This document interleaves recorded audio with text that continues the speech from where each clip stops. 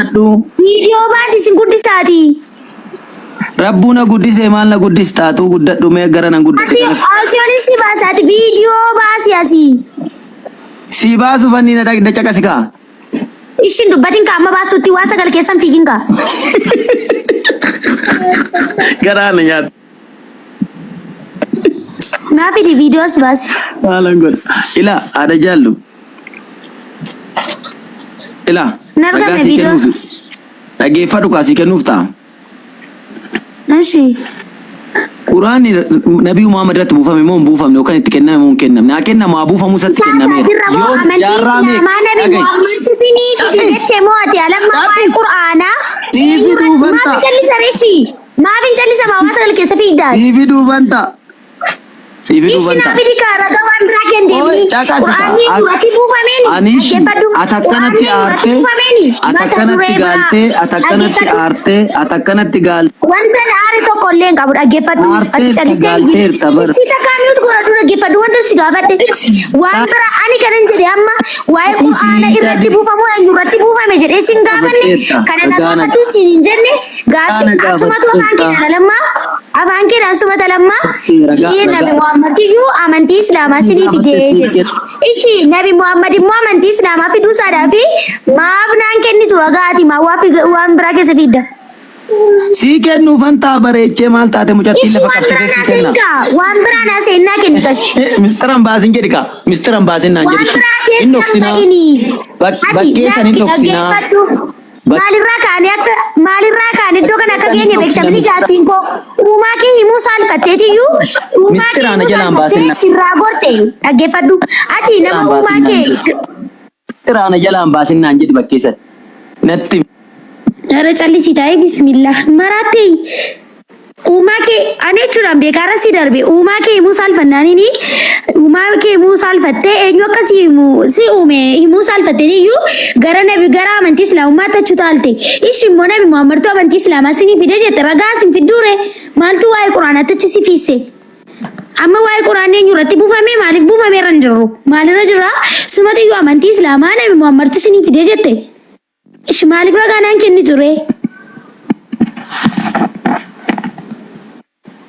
Namni biraa yoo jiraattan asaa taara keenyuma maal jedha kun nuti irraa kaafadhu mee?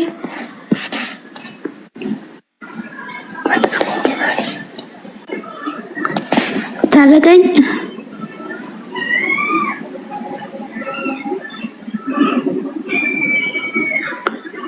galgala waa dhugee fakkaatan namaa bismillah gaafa sirraa galu kottu ol seeniiti uumaa kee ibsachuu bari waa'ee amantii islaamaa dhiisiiti ati waa nama uumaa kee himuu saalfatee waan biraatti achi qa'ee dabsaa ooledha.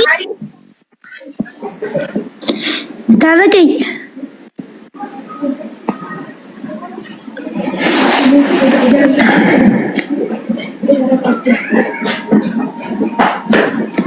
alammaa suran turre baay'een isaanii eessa bu'anii?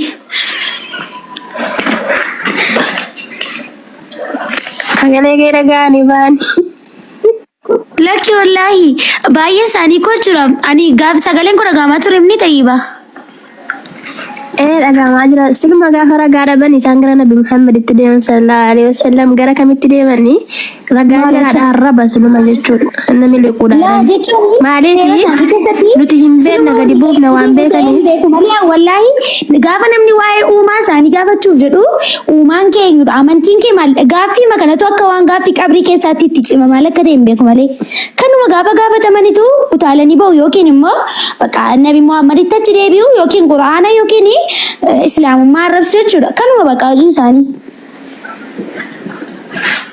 Ka yeroo Nabi Muhammad tuqame akka nuun teessifne hin beekanii gastiirra kanaaf ragaan jira kanuma jechuudha.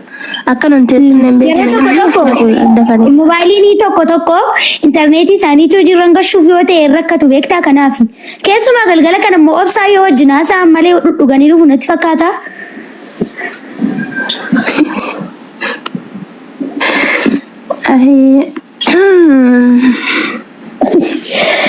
Gudiidha wallaahi isaanii. Beeraa barree shubbisaa peenxotaa taa'aa dubbisaa hernagaa. Abbaa caalee wal dabarsee haa abbaa caalee wal dabarsee haa gadi na buusii caalee jaalle.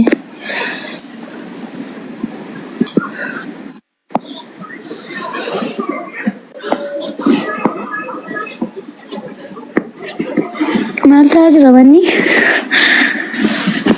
Taariqeen kan jiru kunoo Muslima moo laata?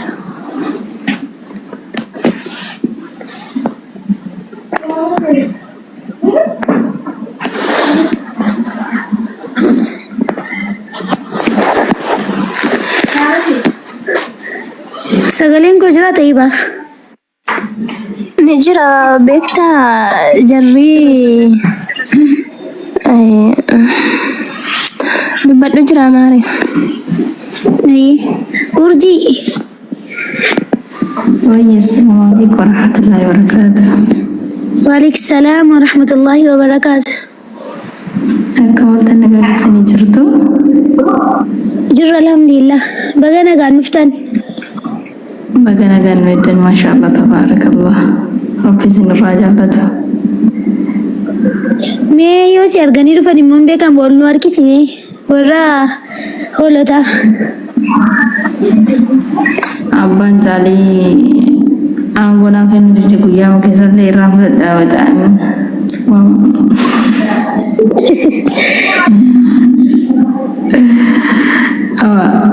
Maal goona abbaan intala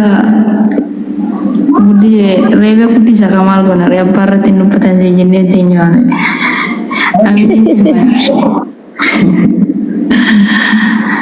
Fayyanaaf qabdee jabaatti siin. Baddu kaa'uuti. Lallabatu meeyyooti argatu dubbatte immoo dhufani. Kanas yaa'aa jirti kun argaman hoolayii sadii afur kana jala jirtu. Lakkii tokko alammaa tireef dhufte ta'een beeku malee uumaa isaa gaafannaanitu islaamummaa arrabsuutti waa'ee maal jedhe beektaa ani uumaa isaa gaafannaan uumaan keenyu jennaaniini. Deebiseetiyyuu isuma anaaf si uumedha jedhe inni isa kami jennaani achuma waaqayyodha jedhe isuma yesuusinis ergee isaa addunyaa guutuu kana uume isaa amantii islaamaa nu filatee nu muslima godhee nu uumedha moo hin jedheen achuma achi deebisee amantii islaamaa nabi Muhammadtu fideenaan jedhe kanaaf immoo ragaanaa kenni jennaan waan biraatti achi deeme arrabatti achi siqee jechuudha chumaan hin gadi buseen. Holladhu hollachanana holladhu wallasiin gadi remooti gainu jala jira saroota akkanaa eeganii waan hin gahin kabajatti hin kennin yoo islaamummaa amantii islaamaa barachuu feete dhabbaan kootu seenii baradhu yommuu maqaa nabiyyi Muhammadidha sallallahu alaihi wasallam tumur warraa kutu ta'e jarra dabbiin qabdu yoo itti adabamu